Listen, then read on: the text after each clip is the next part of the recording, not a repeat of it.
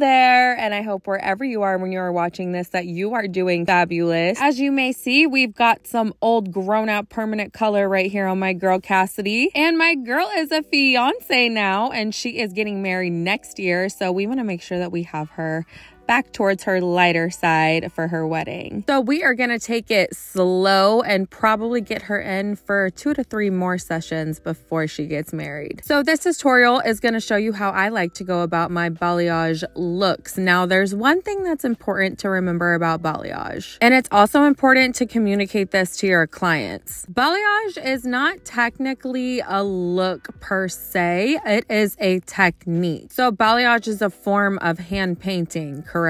Now, a hand painting technique will more than likely give you a multi-dimensional look. So if we really want to get super technical, balayage is the definition of a hand painting technique. And at some point that also turned into the balayage look. Now, 9 times out of 10, when a client is showing us a picture and they're saying, I want this balayage, that's exactly what it is. It's a multi-dimensional contrasted look. So with that being said, when I'm transitioning my clients back to the lighter side from the darker side, especially when it's been previously colored, I like to go about the balayage look. And one reason being, whenever you're lifting out previous color, you're gonna get multiple different tones anyways. So I like to just work with it and go with it. So when I like to create these multi-dimensional and higher contrasted looks, I definitely like to go for a more rooted look. So not only am I going to do a deeper shadow root at the bowl, but I'm also going to do lots of teasing up towards her base to give us that rootier look. And throughout this application, I'm going to be taking thick weaves and I'm going to be taking slices. So I absolutely love to take thicker weaves when I'm going for these multi-dimensional, higher contrasted balayage looks. So taking those thicker weaves, or ribbons like we used to call them back in the day, will give you more contrast and more dimension throughout those ends. And it's also going to create some depth and texture throughout that base with your color. And again, teasing upwards towards that base, definitely taking the tease a bit deeper, and that's going to help us give a more rooted look. And it's also going to help with blending.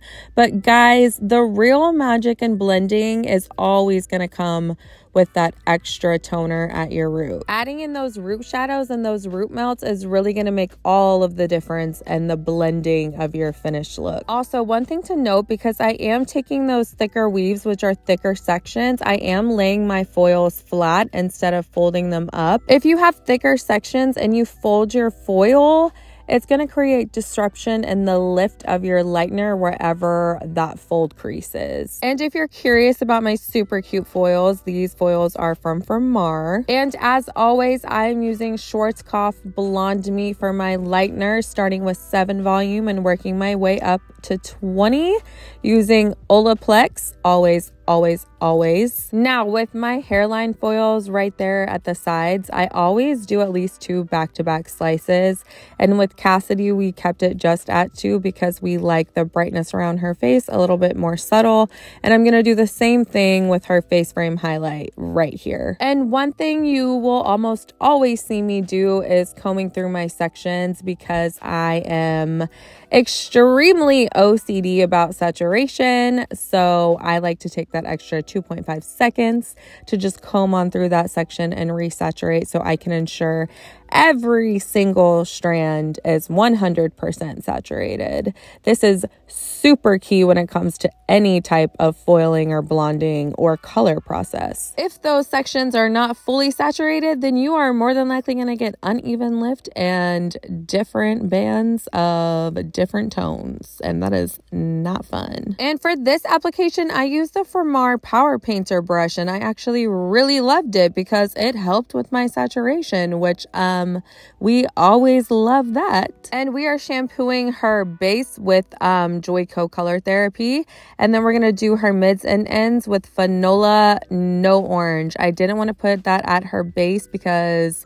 It was super light and I did not want too much pre-tone there. And then when I am detangling teas, I always like to use Olaplex number 2 and then use a wet brush. That's honestly the best brush in my opinion for detangling. And then I will let that Olaplex number 2 sit while I go mix up my toners. So for Cassidy's base, we did Paul Mitchell, the Demis, and 1 ounce of 7PA and 1/2 ounce of 6NB. And for her mids and ends, we did 1 ounce of Paul Mitchell 9PA and then 1 capful of 9BV. And then we did Joico Lumi Shine 1/2 ounce of 9V with a little dab of Redken Shades EQ 9AA. And it is absolutely okay to intermix these brands because they are all liquids and they are all demis. We are going to apply those roots first and then work that mids and ends toner on our way back up, brushing through super thoroughly with our wet brush.